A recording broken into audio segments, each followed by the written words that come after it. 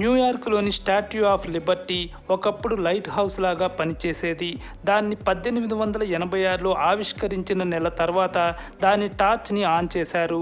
అప్పటి నుంచి 16 ఏళ్ల పాటు అది లైట్ హౌస్ లాగా పనిచేసింది. ఆ టార్చ్ రాత్రివేళ 38 కిలోమీటర్ల దూరం వరకు కనిపించేది.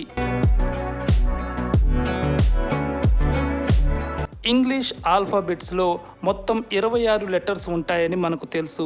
అయితే 1524 వరకు 25 లెటర్సే ఉండేవి. ఆ తర్వాత చివరి లెటర్గా జేని యాడ్ చేశారు. అప్పటి వరకు జేకి బదులుగా ఐ లెటర్నే వాడేవారు. ఆ తర్వాత జే అవసరాన్ని గుర్తించి దాన్ని యాడ్ చేశారు. అయితే జే తర్వాత మరే లెటర్ని యాడ్ చేయలేదు.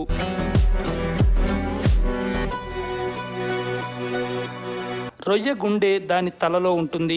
రొయ్యలకు ధమనులు ఉండవు. అందువల్ల వాటి అవయవాలు రక్తంలో తేలుతూ ఉంటాయి. పందులు ఆకాశం వైపు చూడలేవు. ఎందుకంటే వాటి మెడ కండరాలు, వెన్నెముక తల పైకి ఎత్తేందుకు వీలుగా ఉండవు. అందువల్ల పందులు పైకి చూడలేవు. వేలి ముద్రలు ఎలాగైతే ప్రతి ఒక్కరికి వేర్వేరుగా ఉంటాయో నాలిక ముద్రలు కూడా అలా వేర్వేరుగా ఉంటాయి.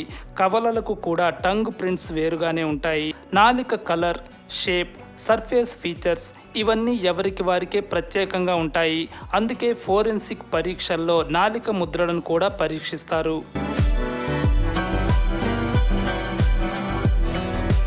ప్రతి సంవత్సరం పిడుగుల వల్ల మనుషుల కంటే జిరాఫీలు ఎక్కువ సంఖ్యలో చనిపోతున్నాయి. వాటి మరణాల రేటు మనుషుల మరణాల రేటు కంటే 30 రెట్లు ఎక్కువగా ఉంది.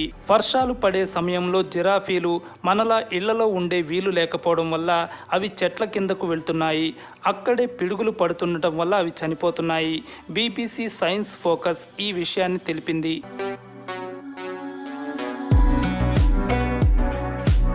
ప్రపంచంలో అతిపెద్ద పక్షి ఆస్ట్రిచ్.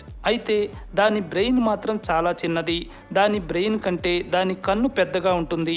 మరో విశేషం ఏంటంటే భూమిపై ఉన్న ప్రాణుల్లో అతి పెద్ద కళ్ళను కలిగినవి ఆస్ట్రిచ్లే. ఈ కళ్ళు 5 సెంటీమీటర్లు ఉంటాయి. ఇవి గిన్నిస్ బుక్ ఆఫ్ వరల్డ్ రికార్డ్స్లో చేరాయి.